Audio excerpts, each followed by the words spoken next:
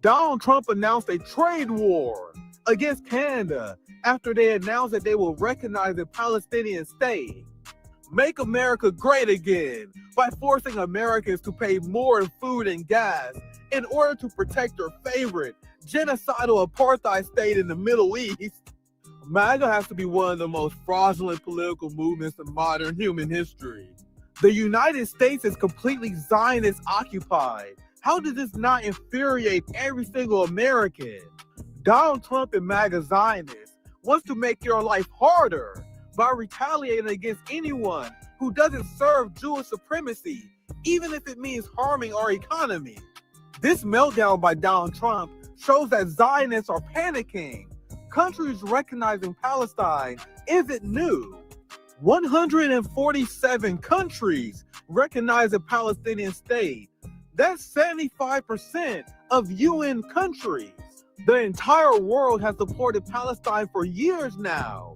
It's just the genocidal West is just now catching up. So if most of the world accepts a Palestinian state, why is the United States melting down at Canada? It's because the United States is used to Canada being this little bitch. Canada, the UK, and France bucking the United States on such an important issue like this shows the decline of United States influence and global power. Unhinged United States foreign policy has destroyed our standing on the world stage and our clout. We can only hope that this trend continues. We are witnessing the rise of China and the rise of multipolarity, and the United States has no one to blame but themselves. What's poppin'? My friends, my family, we are back once again. Another week at Nick at Primetime. Starting to like that name. The streak continues. I think this is our 7th show of the new season. Welcome, my friends. There's a lot to discuss today. Obviously, there's the big news that everyone is destroying Trump for, because it's so obvious that our government is completely occupied by Zionists and that we have treasonous leaders. That's Donald Trump saying he's going to punish cities who boycott the state of Israel. We will get to that very soon. We're also going to continue the subject of the United States decline on the world stage. And if you voted for Donald Trump, you should be embarrassed. If you're a flag-waving, chest-thumping American patriot, you should be embarrassed. Like, if you are still in MAGA, if you still support the capitalist class, I have a question for you. Like, what is MAGA building right now? What are your long-term projects to improve the United States working class? What is your plan to improve our infrastructure from an F rating? There is no goal our establishment has in order to improve your everyday life. It's literally only protecting Israel. Just like in my hotspot video, Donald Trump is willing to force Americans to pay more in food and gas. One of the biggest trading partners to the United States, he is ramping up tensions against because they are recognizing a Palestinian state. So we have a government that outwardly serves Israel, and MAGA was talking all this shit about how they're going to compete with China. The only thing that Donald Trump and MAGA has done is overseeing the great wealth transfer of the modern era. We've seen the giant transfer of wealth under Donald Trump's first term, and we are seeing it here again. And this was also enabled by Joe Biden, because we know that fiscal policy doesn't really change between these neoliberal presidents. But as China is building and liberating their working class, where 70% of millennials own a home, where the majority of Chinese see optimism and hope for the future, we have a system that is robbing everyday working class people and leaving people to the point where they can't even survive without antidepressants. The biggest focus of MAGA is fighting the culture war, cracking down on free speech of Americans who criticize Israel, as the United States continue to fall behind. So as China is building high-speed rail and creating a futuristic society, MAGA and Donald Trump, they're cutting high-speed rail in Texas. They're cutting infrastructure programs while funding the police state more.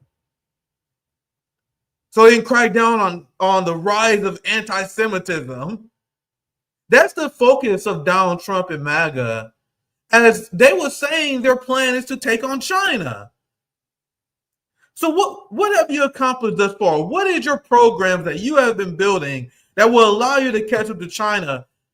And ever since the start of the Trump administration, just like I said when he was elected, we have seen Vladimir Putin make a clown out of him on the world stage. Now we're seeing Xi Jinping and China continue to run circles around them. Meanwhile, they have zero accomplishments to show for their administration. There's no long-term plan for this society and how we can compete in the new age. There is no backup plan.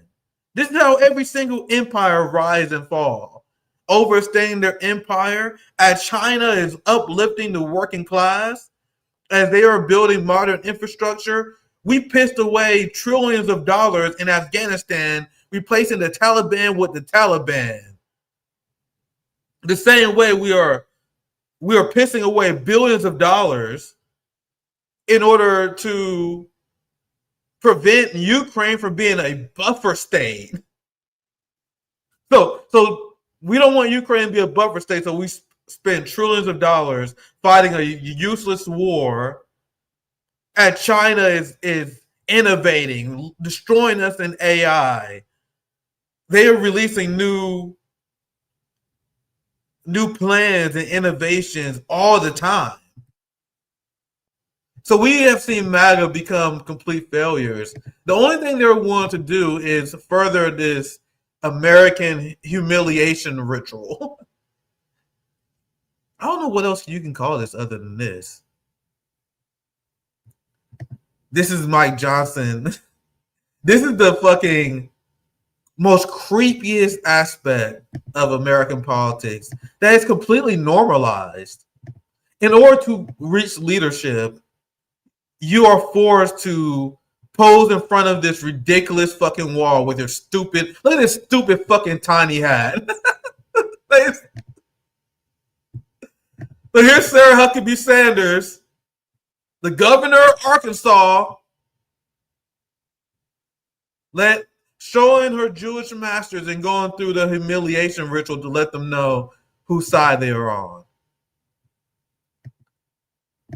To understand how ridiculous this is, like, have you ever seen the leader of the Knesset? Have you ever seen a leader of the Knesset visit any prominent church in the United States to pray to the Christian God while heaping praise on the United States? Why is this only going one way? Look at this. This video should have infuriated every American. This is not some random Republican I'm picking on. This is what every single member of leadership has to do in order to advance in American politics. Mike Johnson, the 56th Speaker of the House of Representatives in America. We're here with a delegation of members of the House. We're so grateful to be in Israel, particularly on this day, recognizing the destruction of the two temples and 2 times in history. But it is such a moving time for us to be here at the Wailing Wall. We've offered our prayers. We put our notes into the wall as is traditional. And we're so moved by the hospitality of the people and the great love of Israel. Our prayer is that America will always stand with Israel, and that we will we pray for the preservation and the peace of Jerusalem. That's what Scripture tells us to do. It's a matter of faith for us and a commitment that we have. God bless you. Christian Zionism is literally satanic. This is an abomination. This man, Mike Johnson, really canceled Congress in order to block the release of the Epstein files, and then immediately went to Israel in order to worship their goofy fucking walk. It couldn't get more ridiculous than this. Like, you guys realize we don't even have a real government. It's like the chicken or the egg discussion. You know what I mean? Is it the chicken or the egg?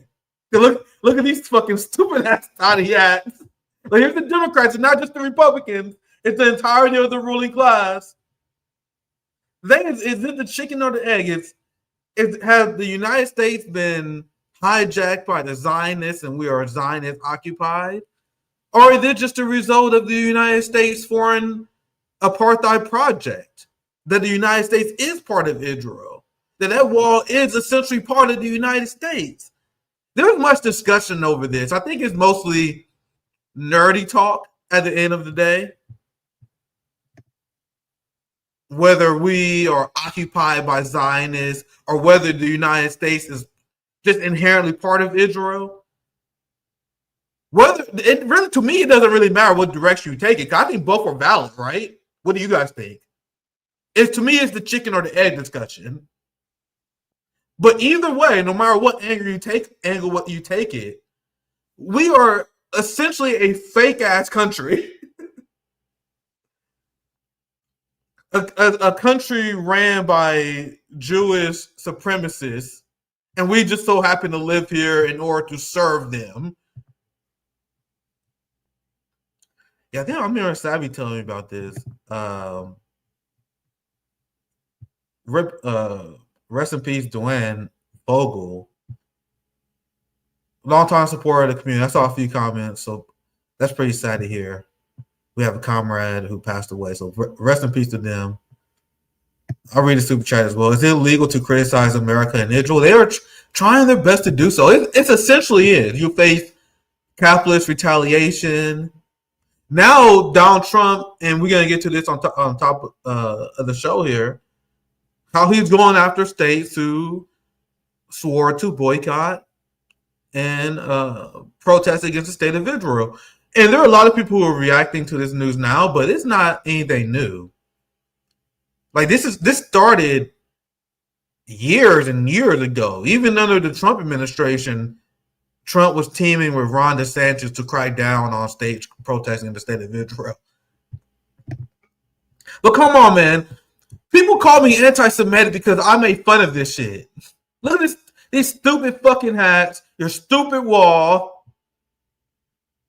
And then Mike Johnson says it's our scripture. No, it's not. You have Zionists who completely warped and distorted Christianity in order to serve Israel, and they brainwashed the masses and corrupted the churches into believing that it's the job of the Christians to worship Jews in order to serve the state of Israel. Even though in the Bible, they're not talking about no fucking random apartheid state in the Middle East ran by genocidal Zionists who spit on Christians. I've seen many religious people break this down. It is the most bastardization of Christianity, but just like my critique of Judaism, it seems to be the dominant strand. It seems to be what many Christians seem to accept. We have David Hudayan, and there's even Christian Zionists in Africa. The entire Democratic Party is a party of Christian Zionists. You guys realize that, right? So even though I have my critiques of Judaism, you guys know I'm not afraid to air them out. We still must understand that this is an alliance in the implementation of fascism. You have the Zionists, the fascist Judaism.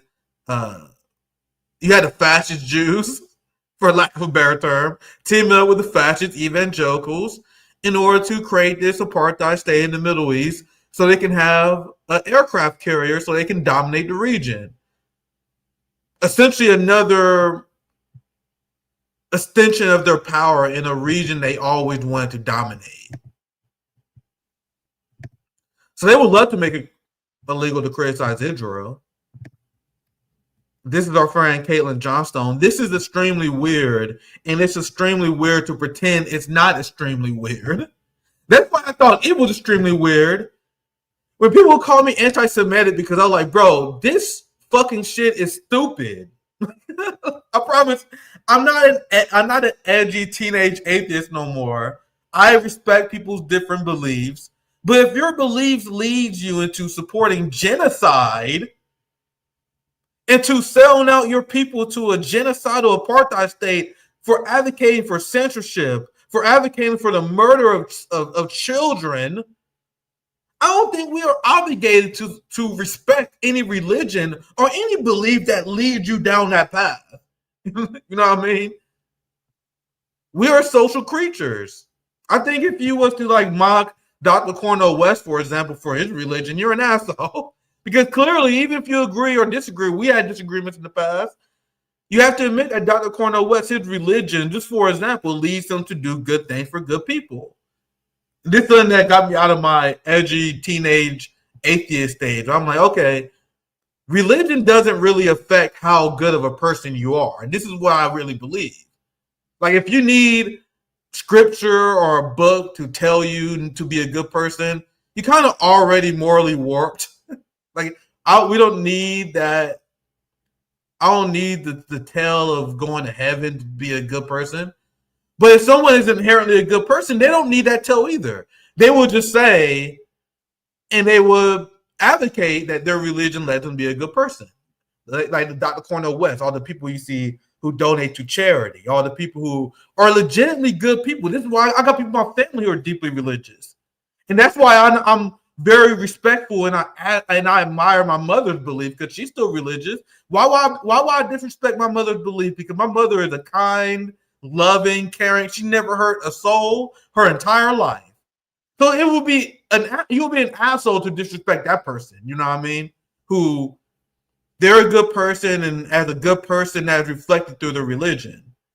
But and this is where some people may disagree with me. I don't believe the religion is the reason why my mother and some other people are good people. I think that's just their culture. That's what they fell into. Now, if you're a bad person and you're religious, you know what do? They use their religion not to advocate for good, but they will use their book to say, "Oh, this is why we should hate gay people. This is why we should genocide the Palestinians because what my book says. My book right here is why I believe we should have Christian fascism, where anyone who don't believe what I believe shouldn't have free speech." That's what one of the Catholic people told Mehdi Hassan during his like Jubilee debate. He was like, I'm a Catholic fascist. I don't believe anyone who don't believe in Catholicism should have free speech. I believe it's 100% okay for me to attack those people believe. You know what I mean? And I don't believe that religion will help or hurt that person. Those kind of people are inherently cooked. But I guess I'm just ranting now. I can continue. I'll continue here. I'll say a few more super chats. I appreciate the support, guys. Nick, I got thrown off X for telling Randy Fine he should change places with the people in Gaza. Then this morning they put me on. Randy Fine, he has to be one of the most hated people in Congress now. But we don't live in a democracy. When people wonder why people like Randy Fine and John Fetterman, they're so confident with saying genocidal shit without any consequence, it's because they know the game is already rigged in their favor. And then even if they lose, they're going to get a lobbyist position. Now, people have no idea how much American politics is cooked. And they act that belligerent just to show you, just to demoralize the population even more. I do number one on the wall. F isn't real. Yeah, we're not a real country. So what does this lead to? What does this lead to? This leads to us having a treasonous government where they don't even pretend.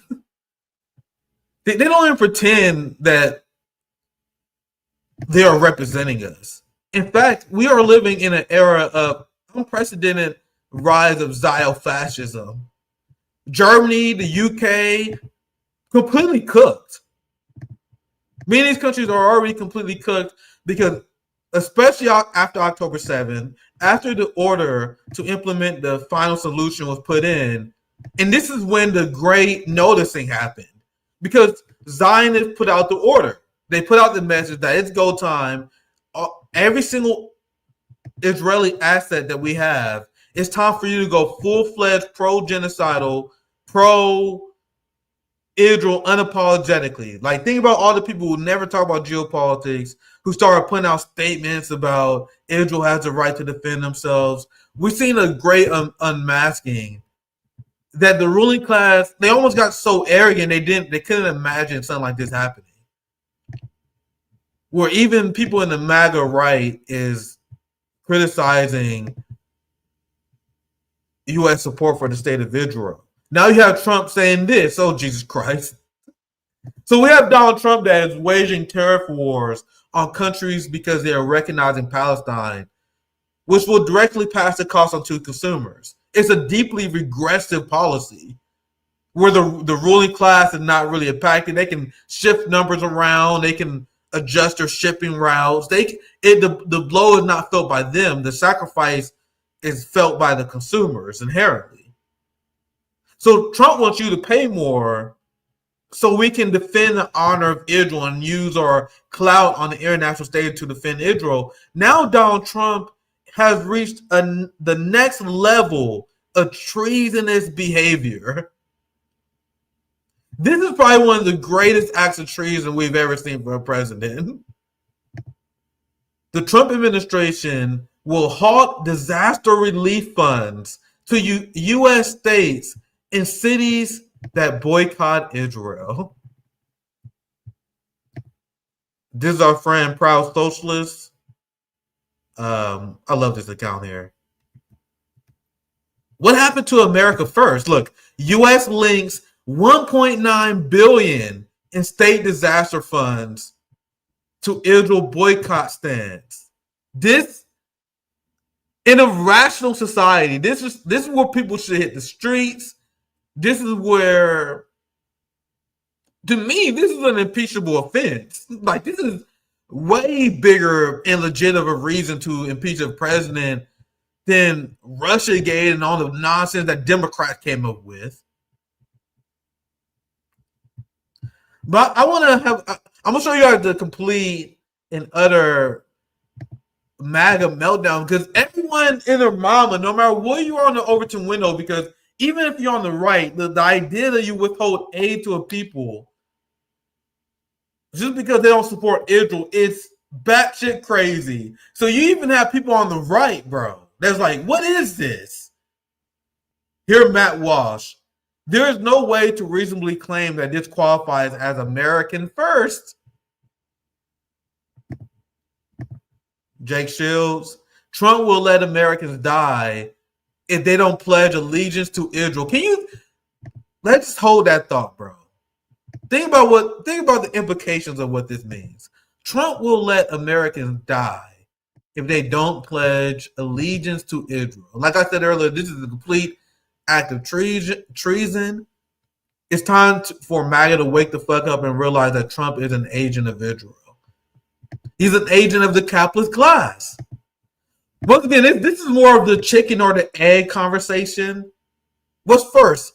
Are we Zionists captured and controlled because we have a rogue capitalist class? Or do we have a rogue capitalist class because we're Zionist controlled? Depends on how you want to spin that argument. Here's Saiger. I saw a clip from Breaking Punch, bro. My fucking jaw hit the floor. Saiger still, to this day, is arguing. You guys know, he is, to this day, arguing that Israel is not committing a genocide. I didn't have time to cover it because I don't have time to cover these fucking people. But Saiger, like, man, I think it's not. I agree with Bernie Sanders. I think it's a really charged term. It's not the right time. It's like, now you guys see why they favored in the algorithm? So even people like Saiger, who refuses to call what Israel doing a genocide, someone who still bootlegs for the Zionist-controlled Republican Party, even he is like, bro, Trump's decision to withhold disaster relief funds is even more insane than I thought. It extends a ban on disaster funds from our tax dollars to anyone who refuses to deal with Israeli companies. Jesus Christ. Like, can you understand how desperate they are? I don't know. Is this a right-wing guy? He's a pretty big count. I think he's on the right. Like, this is the reaction everyone has. Just wait, what the fuck?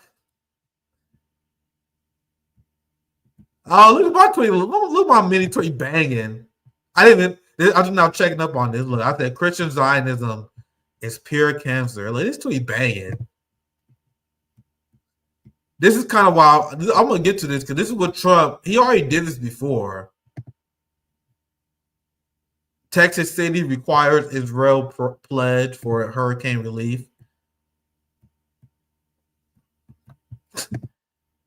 This is MAGA Zionism in Zionism in a nutshell. This is why the Zionists in the United States, especially these people like Tom Cotton, Ted Cruz, Lindsey Graham, the hardcore Christian Zionists, MAGA fascists. These people will say that you believe in radical Marxist socialism if you advocate for free healthcare, single-payer healthcare system, which saves money. Meanwhile, those same people have no criticism of our taxpayer money subsidizing free Israeli healthcare. Someone please explain to me that contradiction. Why, according to Ted Cruz and Lindsey Graham, Donald Trump, all these, and obviously there's a lot of Democrats where this applied to, right? Hakeem Jeffries, Amy Klobuchar, Cory Booker. Like, these are the people who, like, Fox News is making Zoran Mamdani sound like fucking Rome. Like, they're making Zoran Mamdani sound like fucking Malcolm X because they like Zoran Mamdani is going to implement a Soviet Union style Marxist-Leninist. No, he's a fucking Democrat socialist. He's already backtracking on defund the police, by the way, which I told you guys is going to happen. He's literally a social democrat who was like, hey, man, I think we should have 3 government-funded grocery stores in the entirety of New York. Only 3. Which I'm not hating on the policy, but the idea you're going to call this man a fucking pretend he's Malcolm X because of that policy, as he's bending the knee to God-chosen people.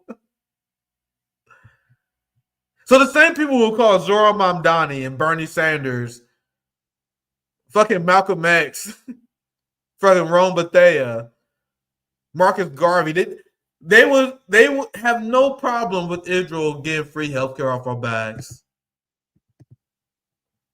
How is that not treasonous? But anyway, we already know capitalists don't fucking think. But the backlash to this is incredible, though. I wish I had more time. Maybe I can scroll through some of these. Actually, yeah, I'm actually want to show you guys some more because it's universal across the board on the left and the right, dragging these motherfuckers.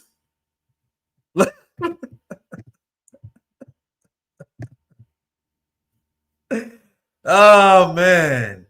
Bro, I have never seen a political movement fall apart like MAGA has.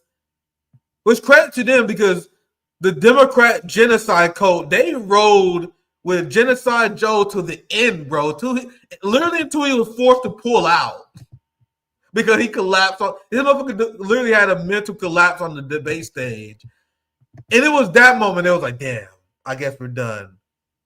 MAGA was like, dude, what the fuck is this, bro?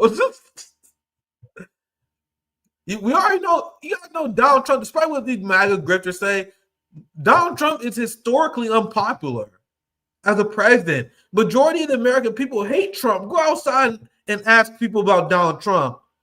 These MAGA people, they are in their little bubbles. They write to their MAGA pen pals, and they have a race to the bottom with the also unpopular Democratic Party. And then they think they're the shit. They're not shit. 88 million Americans see through you. The RBN community sees through you, as well as 88 million Americans. And now among the 30% of the most hardcore, even they are turning against Trump in the ruling class. It's going to be very interesting to see how the ruling class get out of this. The ruling class has been in the bind before, and they always find a way to get out of it. Just like after George W. Bush, the Republican Party was completely cooked to the point where America elected a black dude named Barack Hussein Obama. Like I still remember being in high school around that time, bro. People thought that Democrats was gonna dominate forever, bro. Like I don't know if Gen Z people understand. I thought the Republican Party was buried and dead after Barack Obama. But you gotta know it's the job of the ruling class party to help rehabilitate the dying opposition party.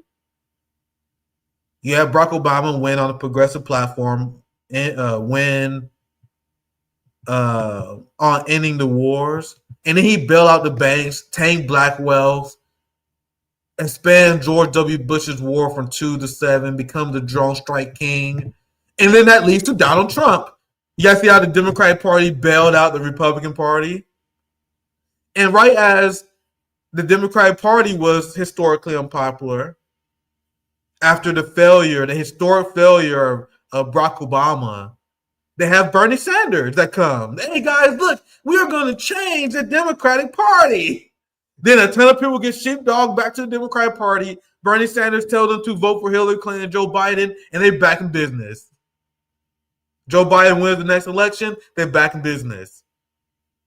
You had October 7th, you had January 6th. So many of these bullshit political hoaxes, I get them all confused. But yeah, you had January 6th. Donald Trump loses to Joe Biden, and then all of a sudden MAGA and Republican Party seems like they're weak. You guys see how at 30 years old, this shit has got already extremely old to me. It's very weird to me that I see people 50, 60 years old going through the same pattern. Oh, here's a Republican. Guess I'll vote for him. Oh, here's a Democrat. I guess I'll vote for the Democrat this time. You understand how fucking goofy this is to me? I was like 25. I'm like, I'm done with this shit, bro. 1 or 2 election cycles. And then now I'm just watching the same story play out every single fucking time. Now back to the story. Donald Trump was down. The MAGA Republicans was down, especially after January 6th. That scared the shit out of the normies. And so what do the Democrats do in order to bail out the Republican Party and Donald Trump? They committed genocide. They had to go that far. They had to commit a fucking genocide in order to bail the Democratic Party back out. I mean, we bail out Donald Trump. So now Democrats are historically unpopular. Donald Trump, it seems like, was about to dominate the culture. Like, bro, Donald Trump was at UFC fights, meeting with Dana White. He was meeting with rappers like Lil Wayne and shit. This motherfucker, he was dominating the culture. So then what does this motherfucker do? Not only did he continue the genocide, he takes a strictly pro-pedophile position. The one thing that would destroy his base, a pro-Jeffrey Epstein, floats the idea of pardoning Ghislaine Maxwell, now threats to pull funds to American cities to defend the state of Israel. Like, this man lost his damn mind.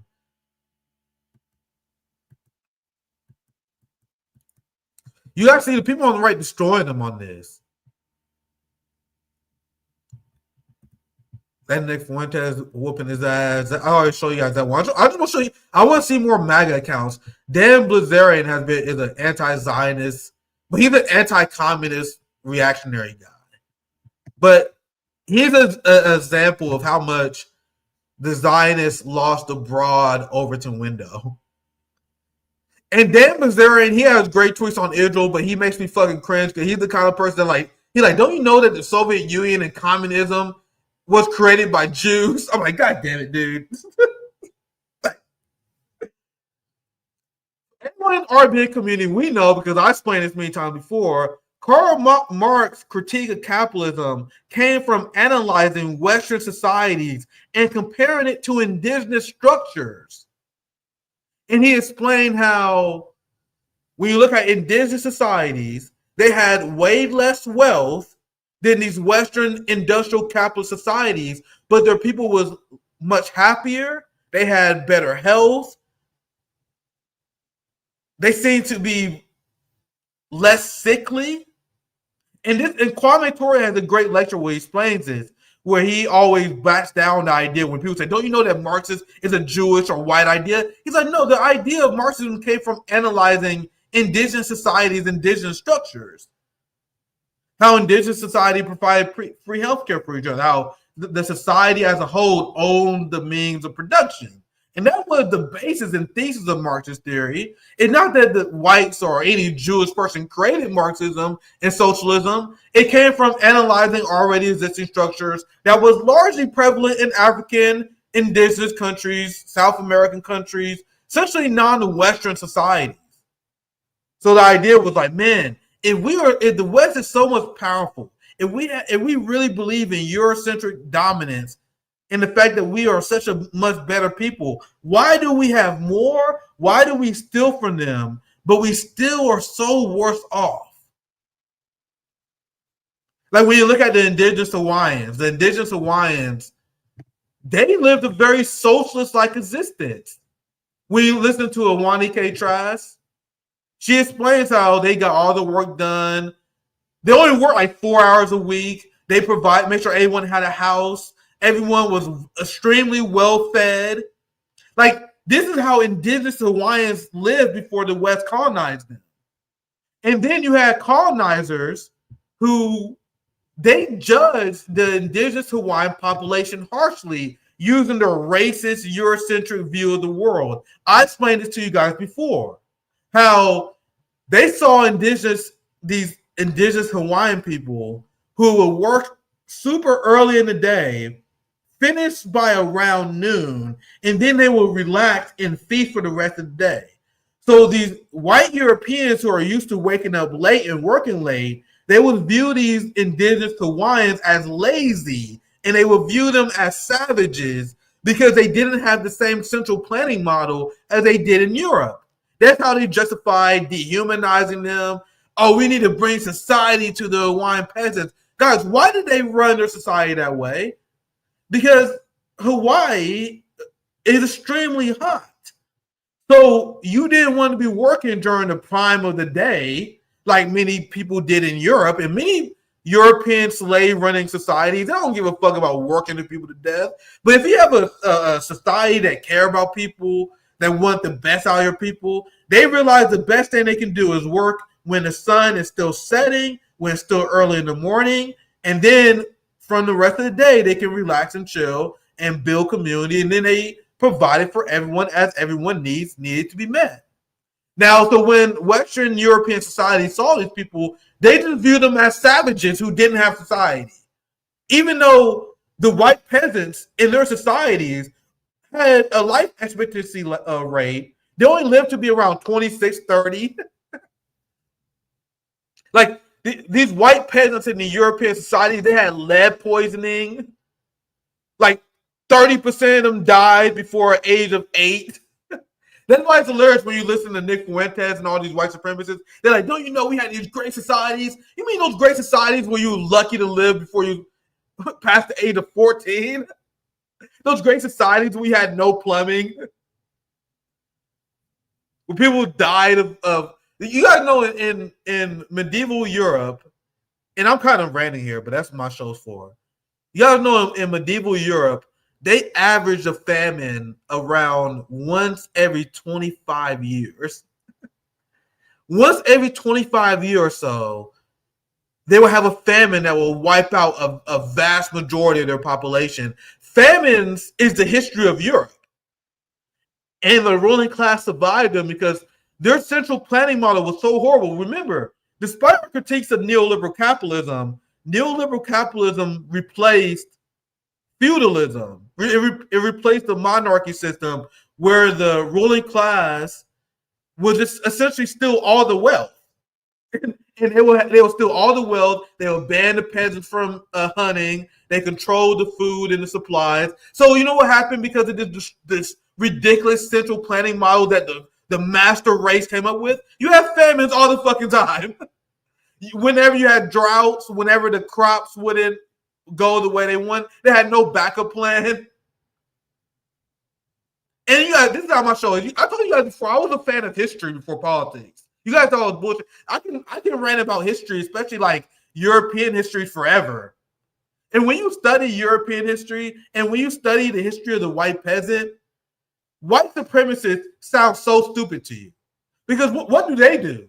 When they study history, they study the history of the ruling class. They study kings. They study queens. They study the lives of the lords. That's what all the stories are about, the stories of the lords and the ruling class, despite the fact that 95% of the population in Europe during the monarchy era is full of peasants and farmers. So ask yourself this question. Whenever white supremacists and people who believe in the dominance of white society and how they're more superior than everyone else, whenever they talk about history, why do they only talk about their ruling class? Why don't you guys talk about your famines? Why don't you guys talk about the fact that the white peasantry went so crazy that they will have like these dance-offs in the streets? If you read about the French Revolution, you know a lot about this, how the stress of life will break these people to the point where they'll start dancing mad. They'll stop feeding themselves and take care of themselves. And they didn't know anything about mental illness, so they called them just crazy. They was possessed by the spirit. Essentially, these European societies built a culture that was so hard on people, it was breaking them. And that's when, remember, humanity was much more religious back in the day. So people will go through these mental breaks because society is breaking them. And they're like, oh, he's being possessed by demons. Oh, look. Oh, this is what happens when you don't follow the will of God. He must have cursed. He must have sinned. This is the society that people like Nick Fuentes are like, we need to go back. We need to go back to the greatness of white European society. What are you talking about? Do you understand how much humanity has improved and developed since the age of the starvation and how much the white peasant has suffered? Now, you guys see why people like Nick Fuentes and these people would never have these debates with me, because these people sound stupid when you understand their history. I'm not saying like Indians, Africans, South American. No, I'm not saying everything was hunky-dory for everybody, but the history of European society is the history of famines, the history of war, the history of them just murdering each other. So that's why, to me, for them to turn around like, man, we are the peak of society. We are the greatest of all people. It's absurd at face value. We unlocked the next level of civilization when people came together and we combined the best of our traits together to advance society while ditching our worst. And the fact that white nationalists, and these people don't understand this, just shows how naturally low IQ they are. These people have no accomplishments for themselves. So they take accomplishments and false accomplishments from ancestors and people who have nothing to do with them. Now, that was one hell of a rant. I need to get back to some stories, man. We were talking about the IDF. I get some super chats. I want a whole critique about, and that whole history lesson that we can continue all day. But Nick, I know a lot of Christians who think they can do what they want because they'll be forgiven. Yeah, very wild.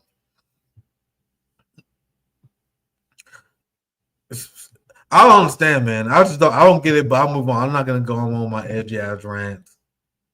But you want to know what's funny? Because we can get back to this story here with the Trump administration.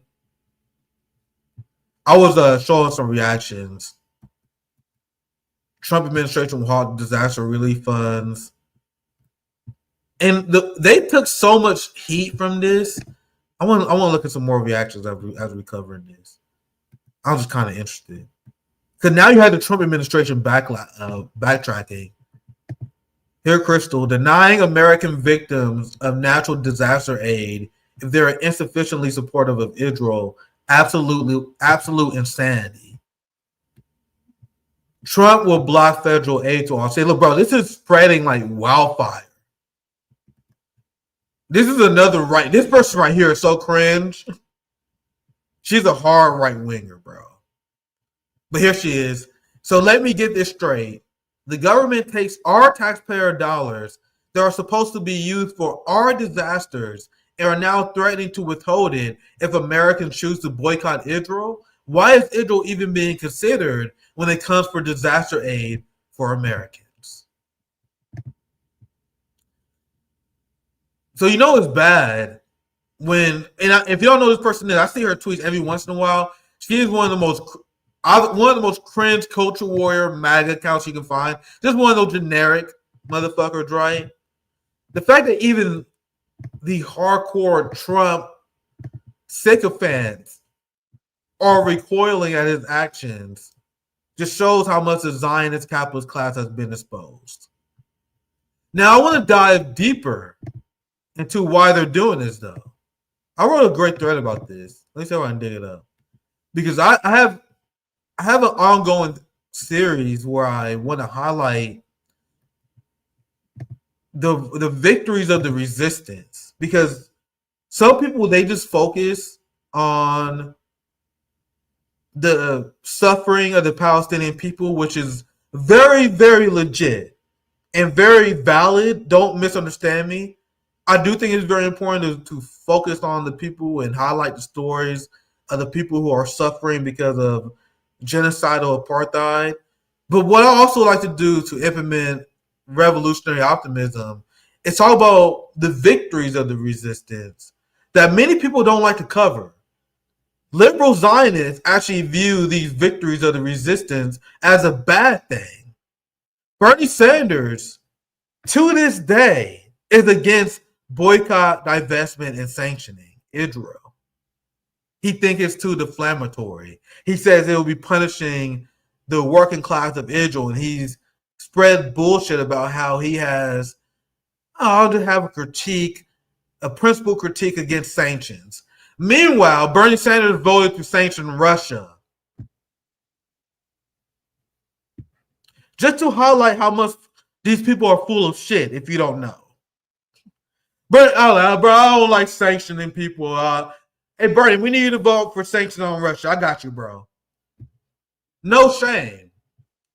Now, back to the victories over the resistance.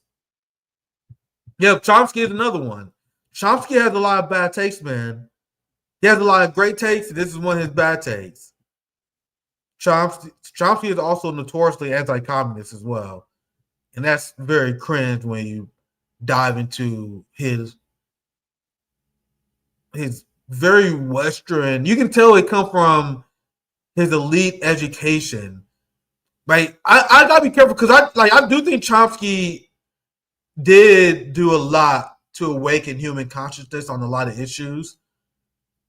But there's a lot of takes he will have, especially on like revolution, China, the Soviet Union, that you can tell come from his Western elite education. And there's lines that people don't cross. But don't get me wrong, Chomsky deserves credit for crossing some lines that many people didn't cross. But trust me, he still is a social democrat in a lot of ways. But I don't hate Chomsky. Like I don't think he's worth hating. We got to be very clear about what he's been right and what he's been wrong on. So all these people will oppose BDS, and the reason why that is because it's become critical for the state of Israel. I have covered on RBN how Yemen has, and they will go down in history as revolutionary heroes. They have substantially damaged the Israeli economy. But not only that, the war in general, and this is something that the media never, ever covers. And I know I did rants on this before, but I have to explain this again for any new viewers. Because in order to sell war, they have to sell the idea that they are winning. They will do so until it's no longer plausible. It was like 2 years in the Ukraine war where they were still saying, oh, Russia was humiliated on the battlefield. Ukraine is going to win. We're going to destroy Russia. Why do you guys think they always do that rah bullshit? They do that because it's very important to convince the population that your side is strong, invincible, and it can win in order for you to support the wars. And this concept applies to Israel right now. They are consistently pretending that Israel is dominating. Don't get me wrong, they are a strong colonial nuclear armed power backed by a stronger colonial military state. They can do a lot of damage to a civilian population. But what they haven't been talking about is the fact that the IDF soldiers has been getting wiped the fuck out. To the point where Israel, they still refuse to release real numbers. And Israel has always been a country that's been pure propaganda, and they're not a real fighting force. They can just fight civilians. And they will go into Lebanon, they will have these military incursions, and you can just tell by the state of Israeli society, the amount of funerals that's going on, that they just outright lie about the amount of IDF that gets snuffed out. They lie about the state of their economy. It's a fake country. So even now they're projecting strength, and the media will never tell you this because they don't want you to know the reality of the Zionist regime. And this is as of last year. These numbers have gotten much worse because many settlers have fled Israel and went to Europe. That's why you see all these stories about European Jews who are revitalizing the Jewish diaspora. Essentially, there are people who are fleeing. Yeah, I'm trying to find an article. I didn't have it saved. I covered it before. Oh, here it is. No, that's an older article. Fuck. I could take time to find it later. But I shared a story how many Israelis are going back to Europe. They're going back to New Jersey. They're fleeing because when shit gets real, that's what these fake ass delusional settlers do. They flee. So not only do you have the Israeli upper class that is no longer contributing to your economy because they're fleeing. Because who are the kind of people who are the kind of families that have an extra house in another country across an ocean? Who are the type of people who usually have the funds and resources to relocate on the fly just like this? You know what I mean? It's usually the people with the most money and resources, right? So think about it like this. You have the people who have the most money and resources. They are fleeing your economy. They're fleeing your country. So they are no longer contributing to your economy. While at the same time, you have massive amount of Israelis that are being drafted who are military aged, who are around 18, 25, maybe 30. Y'all know the exact top age limit. But these people are usually your most reliable spenders. These are the people who you usually rely on to spend and to consume and to work and to be a large driver of your economy. So not only do you not have these people contributing because they're being drafted into the IDF, they're also coming back scarred, coming back with mental illnesses and unable to contribute in the workforce. Man, all right, let me continue. I don't want to go out of order. But here's another headline. This is the one I had up before, just to prove my point. Up to 60,000 Israeli businesses may close in 2024 as war takes toll on the economy. As war widens and costs mount, Israel's economy is in serious danger. So think about it like this. You have lost your most reliable spending block. You lost a large amount of your bourgeoisie class. Then you have the people in Yemen who've been blocking ships heading into the Red Sea. Also a big economic hit.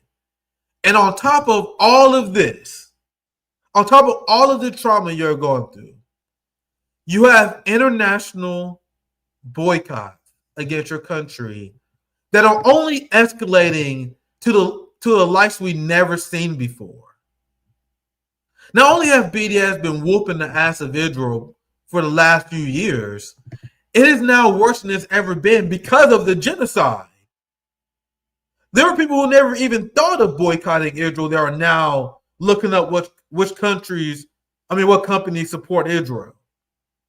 So as the international boycott, divestment, and sanction movement spread, that is why you have the Trump administration that come out and said they were going to punish cities who threatened to boycott Israel.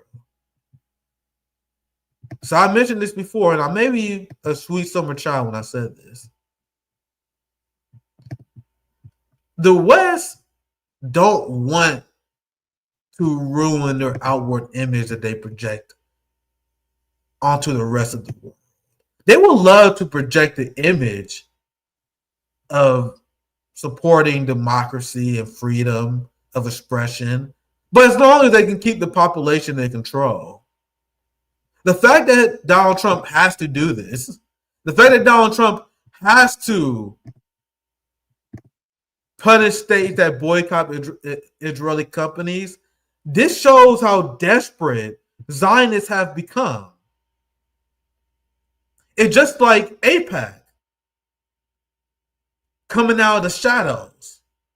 So many Zionists was bragging about getting Cori Bush, Jamal Bowman. They spend millions of dollars. They broke records in order to get anti-Israel politicians out of Congress. They also spend millions of dollars in order to protect pro-Zionist politicians, and they brag about this kind of stuff. But honestly, this is a sign of weakness from the Zionist regime. You guys know that, right? Because think about it. If you don't count the last 5 to 10 years, when has the AIPAC and Zionist lobby ever had to reveal themselves like this? When have it ever been necessary for them to ever pour millions of dollars into these races? When has it ever been necessary for them to pump ads in order to stop an anti-Zionist candidate from winning an election? The fact that these shadowy Weasley motherfuckers are forced to leave the shadows shows how they lost a ton of their influence and how they are at the back foot. And so for all the MAGA people who are reacting to Donald Trump punishing states to support BDS, I don't know what they were expecting, and this is why I always dig the knife into these people, because this policy is not even new. Donald Trump did this in his first term. I used to bring this up all the time. Whenever people say the right wing support free speech, MAGA support free speech, whenever people used to say that, I'll be like, hey man, that's not true. Don't you know that Donald Trump weaponized the government against BDS? Ron DeSantis did that. It was like 2018. He signed an order to crack down on institutions who pledge to boycott Israel, where they'll lose their public funding, endorsed by Donald Trump. Look at the date here. October 2017. So I'm glad many people are starting to wake up on this. But this is not new. Donald Trump being a Zionist puppet is not new, guys. I don't know why people pretend it is.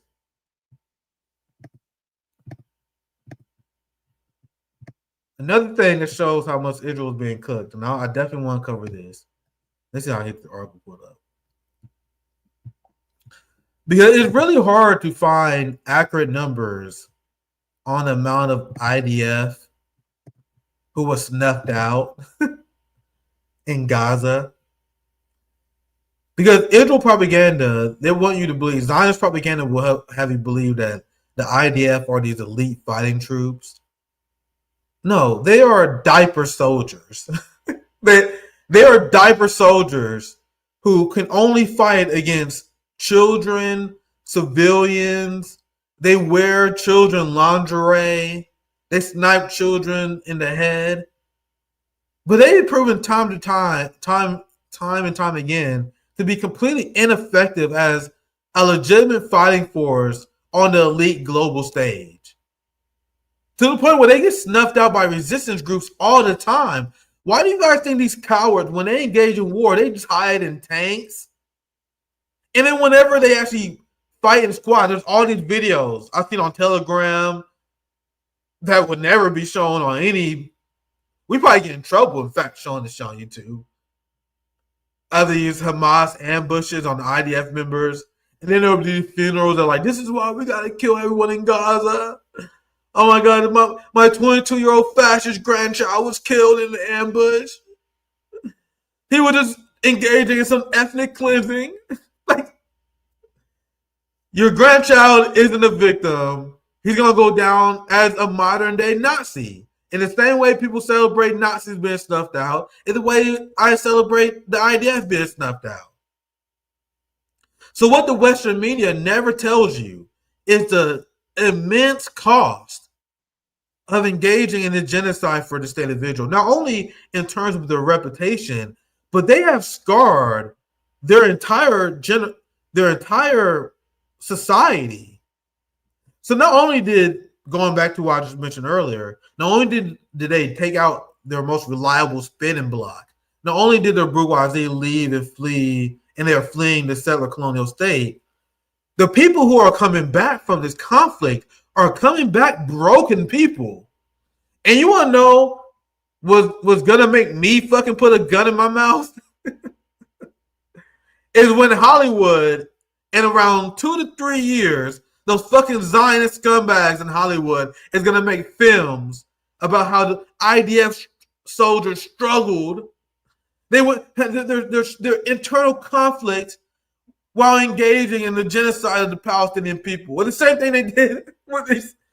I grew up seeing these damn films of them. They had these films of veterans, fucking people who went to fucking Vietnam, committed atrocities, burnt down villages, and then they wrote fucking Hollywood movies, and they are the victims somehow. Hey, look at this guy. He's Billy. He feels so guilty about all the atrocities he committed. You already know Hollywood is about to come out with these movies in like 3-4 years. Fucking starring Gal Gadot. Kalel now. Gal Gadot has to go through trauma, release therapy. She keep repeating, Kalel, no. After seeing her friend Kalel being ambushed by Hamas, she's stuck saying that over and over again. Kalel, no. I can see that being a fucking movie. So here's the headline. IDF Suicide tied to combat trauma. Internal probe said to reveal. So this society is taking on a large cost for this. And it's very rare to see anyone cover this. And even the numbers that I still question these bullshit numbers. Because they are now being like, they're like, oh, we got a few thousand IDF members who was murdered in Gaza. Bullshit. I still think they hide these numbers for real. You know they do that because they accuse Hamas of doing that. And we know everything Zionists say is projection. So here's Mark Levin, and I saw Hotspot, my boy Greg, they posted this video. I'm like, dude, this is a great find because this is a rare moment where corporate media, they're admitting the IDF is getting wiped the fuck out. I'm going to refresh. I don't know if the audio working. I'm going to try just to be safe. Oh, let me refresh it. Here we go. I don't like being bitch screen. I'm not pretty enough to be bitch screen like that. Yeah, let's continue. No other country in the world has fed the citizens of an enemy that is still in an active war. None. Israel is fighting Hamas.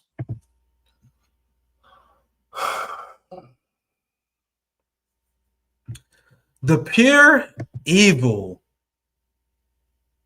The evil stupidity it takes to make that comment is insanity. And this is a comment, and I have to stop it here. I'm sorry to stop it so early, but that's a comment I have to revisit because you hear it all the time. They're like, never in history have you ever seen a country at war feed the people that they are going to war against. When in history have we ever seen a country going to war against a civilian population and people are trying to legitimize it? I add that last part because we have seen that a lot. I add that last part. You got to try to legitimize a country going to war with a civilian population that they illegally occupy. Name me a time in history where you would ever be able to defend the state that is engaging in said action and thinking that you're the good guy. Like, the idea that Mark Levin doesn't understand this, the fact that Israel even had to feed them, you know why that Israel have to feed these people? Because they have blocked the creation of a Palestinian state. So if you are a state and you're waging war against another state, you won't be in a position where you have to feed those people. If you took prisoners of war, if you took checkpoints, you took cities, then yes, you had to feed the population. And there's many countries that have done that. But if you're a state fighting a state, that's usually not on top of your agenda. But imagine being such a barbaric people that you are waging war not against a state, but against the people you want to prevent from being a state, and then your strategy to wage war against them is to destroy the civilian population and to starve the civilian population. So essentially, Mark Levin and this generation of the ruling class, they are such psychopaths. They disagree with the psychopaths in the previous generation of the ruling class. Because the previous generation of the ruling class, who they were not saints, and they may have been hypocrites in a lot of ways, they said using starvation as a tool of war is an act of genocide and a war crime. Those white people went fucking crazy in World War II, and they murdered the shit out of each other. Bro, these Europeans murdered each other so bad that they came together afterwards. They're like, bro, we got to come up with some rules. like, we got to come up with some rules, bro. We can't fuck each other up that bad again, bro. You see what the fucking y'all did to Dresden? Then you see them fucking gas chambers? Then you see them the torture you did to the POWs? You see what the Japanese did to the Chinese? We came together as humanity. He was like, God, that shit was fucking crazy. So once again, these people are not saints, but the previous generation of the ruling class was like, let's come up with rules so we won't do shit like this again. So you have to understand that people like Mark Levin is so evil that he's questioning even having these rules. That he like, if you're going to war with people and you have the ability to occupy and starve them, you might as well starve them. Why shouldn't you starve them? So do you guys understand how to defeat this argument? Do you guys understand why this is a completely psychotic thing to say? Because when in history has people ever been okay with a giant state like this waging war against kids? We decided generations ago that using starvation is off the table. The most barbaric regimes use starvation as a tool of war. And Zionist scum like Mark Levin want to de-evolve us. He wants to move society backwards to the point where it's okay to starve people again. It's okay to waterboard people again. I'll bet you if they had their way, they would be okay with taking sex slaves again. They'll be okay with fucking chattel slavery again. They get away with what they can get away with, but you can tell these people are just morally broken. So since I interrupted that video immediately after that first horrific argument he made, I'm gonna start over. Remember, the original topic of this video is about how the IDF has been snuffed out.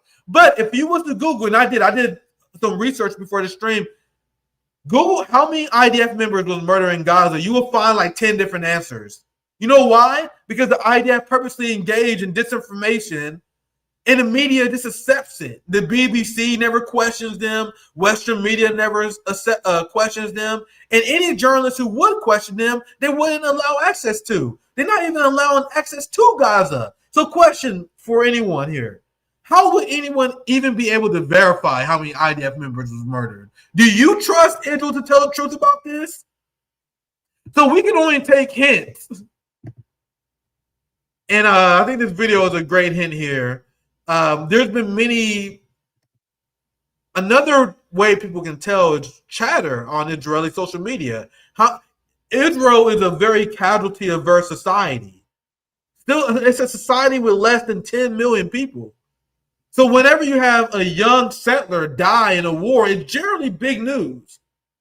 So a lot of people can track Israeli social media. Like, look at the state of Israel. Like, look at the state of their society. There are people mourning every fucking day, bro.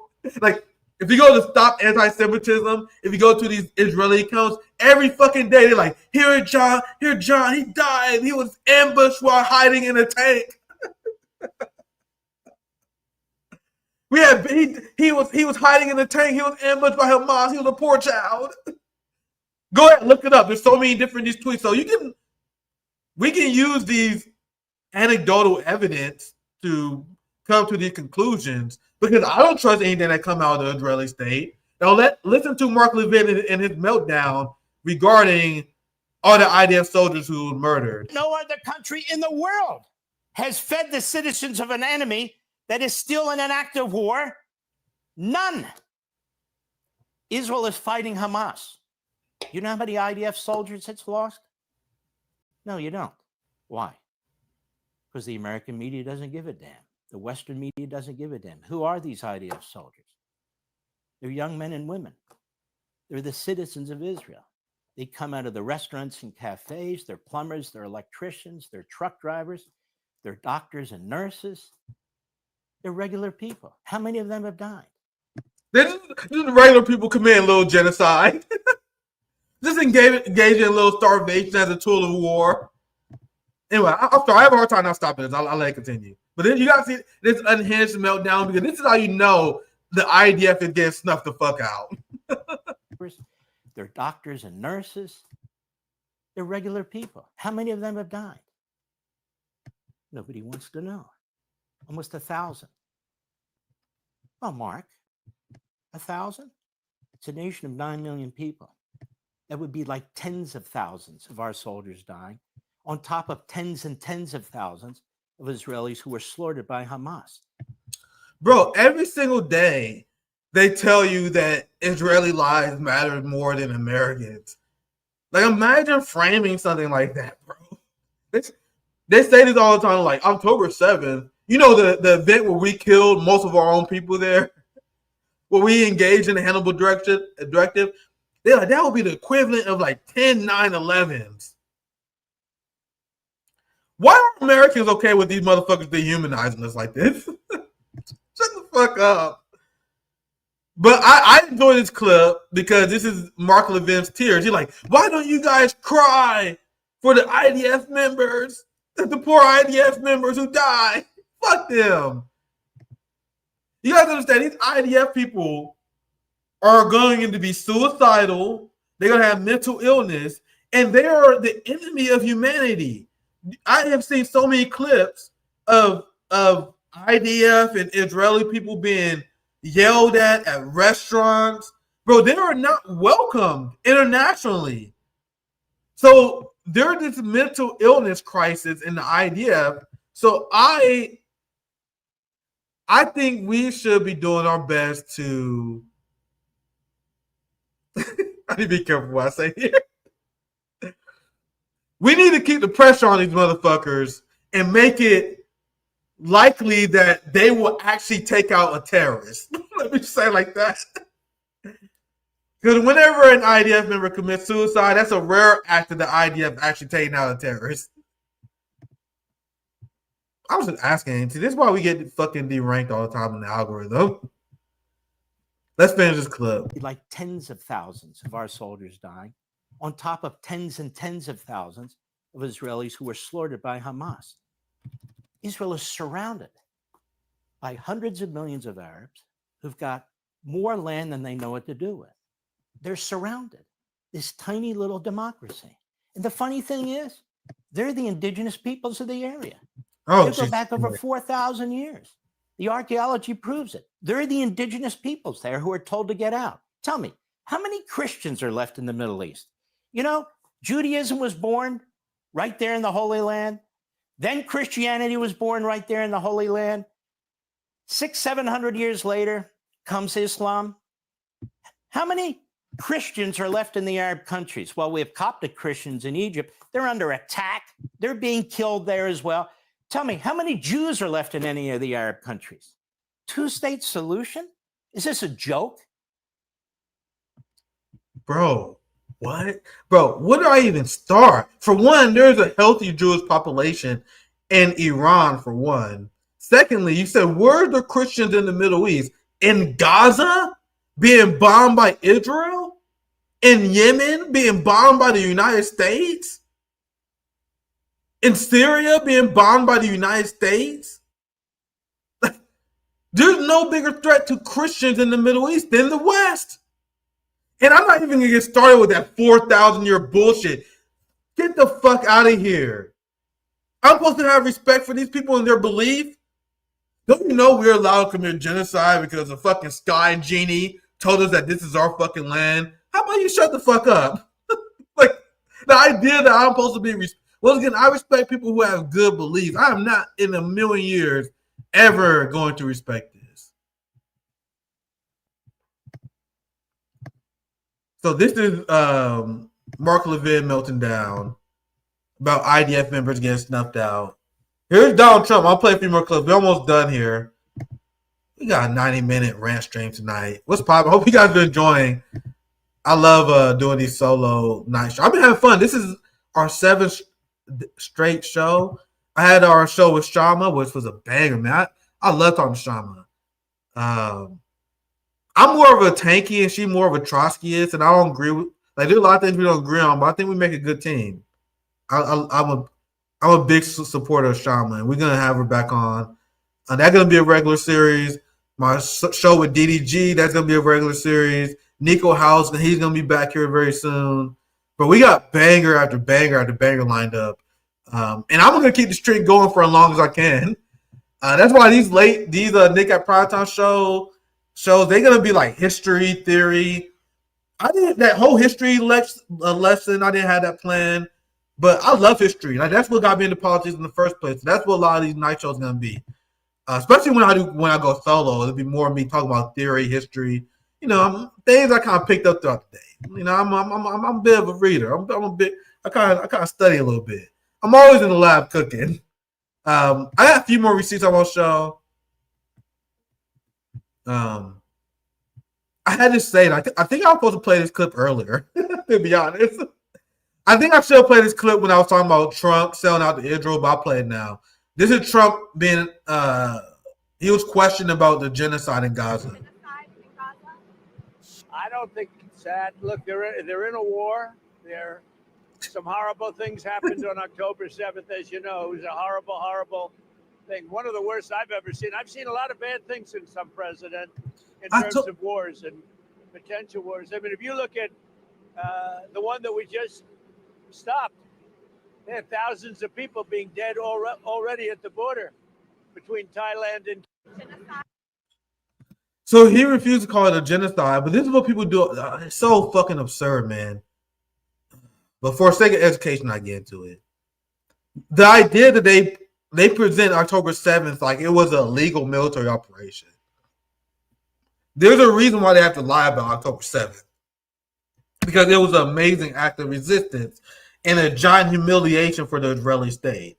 It was a legitimate operation that targeted the IDF. Israel already put on the table the idea that it was okay to take hostages because they took thousands of Palestinians as hostages without due process.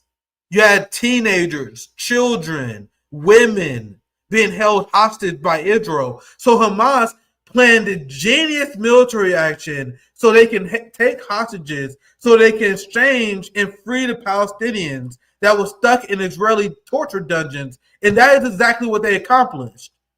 So imagine being humiliated by a resistance group so bad that you take a legitimate military operation and try to paint it as something off the table, as something that's so sort of beyond the pale mirror. Oh, what we do when we slaughter people, you know the Malai massacre, you know the all the villages we burnt down in Iraq. When we engage in the mass slaughter of people, we do it the good way. When Hamas, when they murder people, they do it the bad way. You gotta understand that American exceptionalism is so dumb, it boils down to being that basic. When we take people to Guantanamo Bay and torture them to death, we are doing it with a rainbow flag and a smile on our face. When we kidnap Palestinians and hold them in torture prisons without due process, that's a Palestinian prisoner. He broke the law. We are doing it. Look, we are a liberal democracy. We don't have due process, though. We don't have due process, but we are a liberal democracy. But then whenever Hamas, because you guys clearly set that as a standard acceptable tool of war, act of war, they do the same. And if you blame Hamas for that, you're full of shit. And I'm going to tell you guys exactly why I don't blame Hamas for that. Hamas are just Palestinian orphans who lived their entire life under Israeli occupation. Sinwar was the leader of Hamas and someone who was orphaned from a young age. I blank on the exact age. He was orphaned from a young age. He was forced to fight for the resistance. So what do these Palestinians who live in Gaza, they are trapped in an open air prison, they are constantly attacked by the Israeli settler colonial state who take Palestinians hostages. They only know one rule of war. The only rule of war that Palestinians know is that hostage taking is on the table because Israel takes Palestinian hostages. So if you're fighting against an occupier that is way more powerful than you, who got the backing of a more powerful military state like the United States, are you going to fight them with your hands behind your back?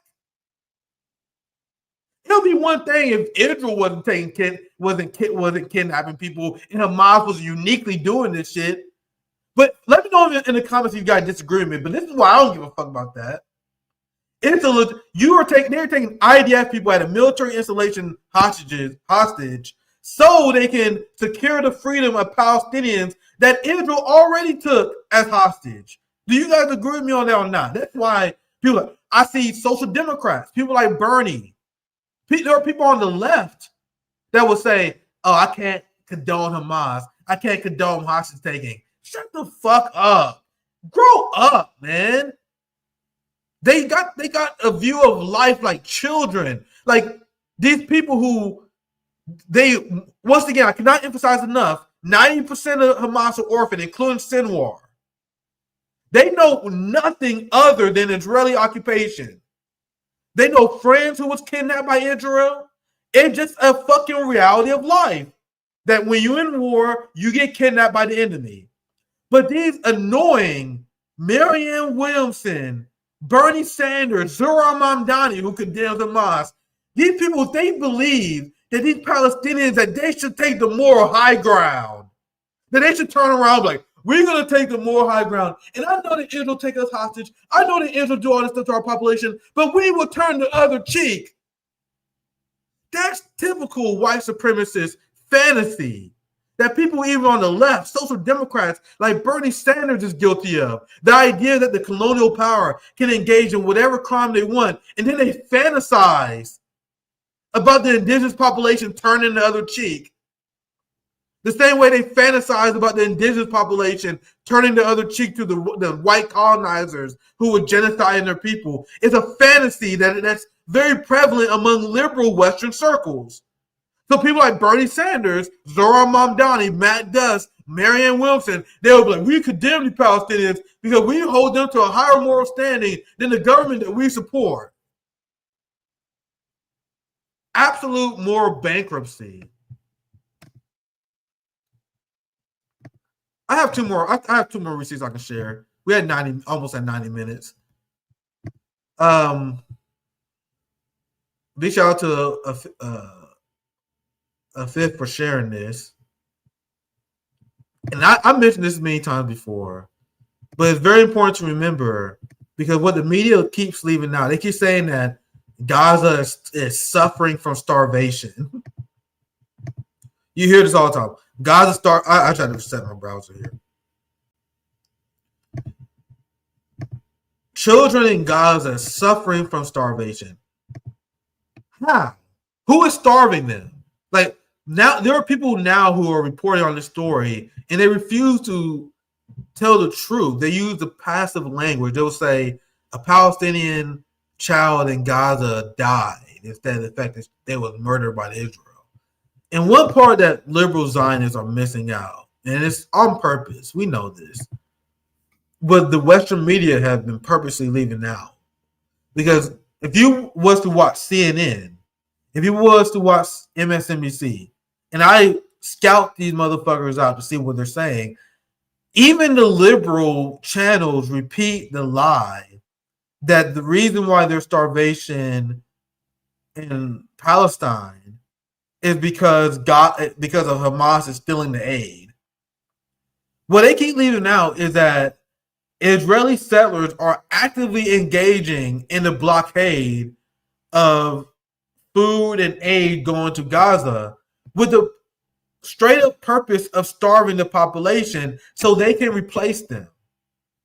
So no, only in Israeli media, at least Haaretz and Israeli media covering this, but no one in the West will cover how insane the Israeli settlers are. It's a country full of fascists. But meanwhile, people want Hamas to distinguish between, a member of the military and a civilian. When Hamas see these settlers, they are marching to take their land. Why the fuck should they distinguish between someone who in the IDF versus a genocidal settler who is blocking aid? Why should a Palestinian have to distinguish between a member of the IDF versus one of these terrorist settlers who are attacking and killing Palestinians in the West Bank?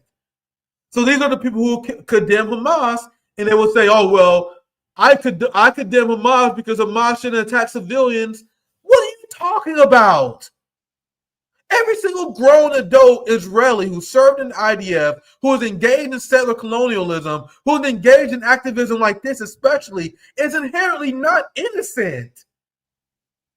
But I'm not even talking about shit libs and right wingers. I'm talking about there are people on the left who would say this shit, guys. Why do you guys think Zoran Mamdani has been forced to condemn the resistance? Every single person running as a Democrat would condemn the resistance. I had a conversation with Ro Khanna about this. And he condemned the resistance. So he don't support armed resistance against Israel, even though he supports Ukrainians taking arm against Russia. Do you guys see how if you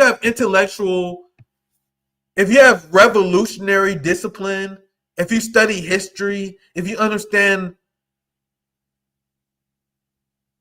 revolutionary history, why it's so easy to dismantle the arguments and political positions of the fake, fraudulent social democrat left who repeat this nonsense? My God, our position is the minority. Every single social democrat progressive, they're like, I condemn Hamas. Zoran Mamdani, I condemn Hamas. Hey guys, don't you know he has to say that, man? He has to say that. Zoran, he has to say that, man. LZ actually has to say that, man. Weak. Make the argument. This is why you never see me on Piers Morgan. I will tell him straight to his face, I won't condemn Hamas because I will make the moral, legal, and intellectual reason why he is wrong to condemn Hamas. Hamas has the legal right to arm resistance. Meanwhile, what Piers Morgan do, he invite nothing but fucking bourgeoisie, professional managerial class, weak leftists on this show. And he like, I want you to condemn Hamas. He's like, no, it's unfair that you saying that I support Hamas. I don't support Hamas.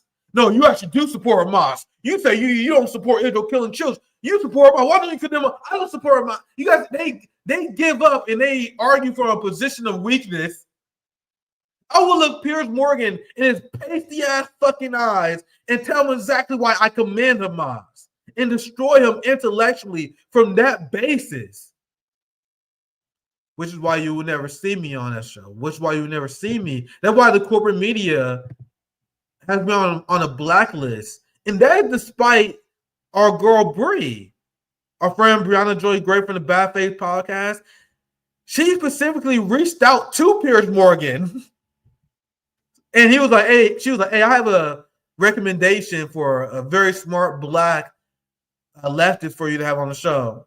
They're like, are you out of your motherfucking mind?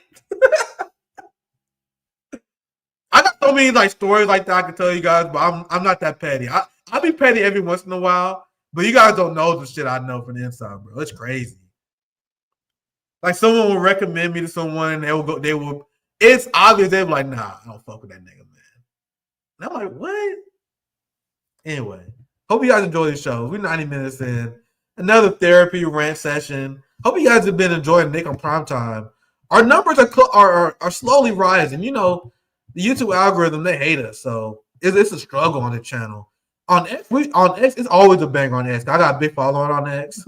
So all the X streams are pretty big. But on YouTube, it's a struggle. But, man, our numbers are starting to climb. So we're going to continue to build this Nick at Primetime audience. Who knows, man? We might actually break the 50K mark. You guys know YouTube. We was at like 40. Zoya, remember, we was at 49.2. And then they took like 3,000 of our subscribers. I took a Christmas break. They took 3,000 of our subscribers and we never recovered from there. But I think the show is doing pretty well. I'm glad you guys have been enjoying it thus far. And the streak will continue. This is the 7th straight show. I'm going to keep the streak going as long as possible. Make sure you guys check out the conversation I had with Shama Swan if you didn't already. We got a lot of great news still coming up. Yeah, bro, we still trying to recover. Like, bro, they would just every time we would hit a milestone, YouTube would just purge our subscribers, bro. It's crazy. But I still do this because I think it's great to try to, and if obviously the fact that we motivate people to get into mutual aid, that's the biggest thing, but to try to educate and have a well-informed left.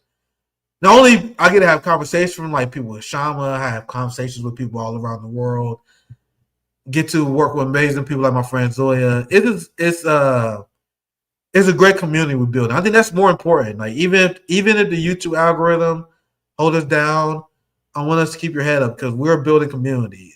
That event that me and Rome held in Chicago was beautiful. The events that Savvy's about to hold, that is going to be beautiful. The RBN barbecue that we're going to hold is going to be beautiful. I love meeting you guys when I'm on the road. I love working with and being around and educating you guys. So I want you guys to understand that's way more important than all like algorithm, subscribers, and all that stuff. Because I know, like at this point, if I care about all that stuff, well, I would have been quit because YouTube is suppressing us. It is what it is. But we're here to grow community and educate the community that we are able to build. So hope you guys enjoy these shows and want to support me moving forward. Have a great night, guys. I'll be back on Wednesday. We keeping the streak.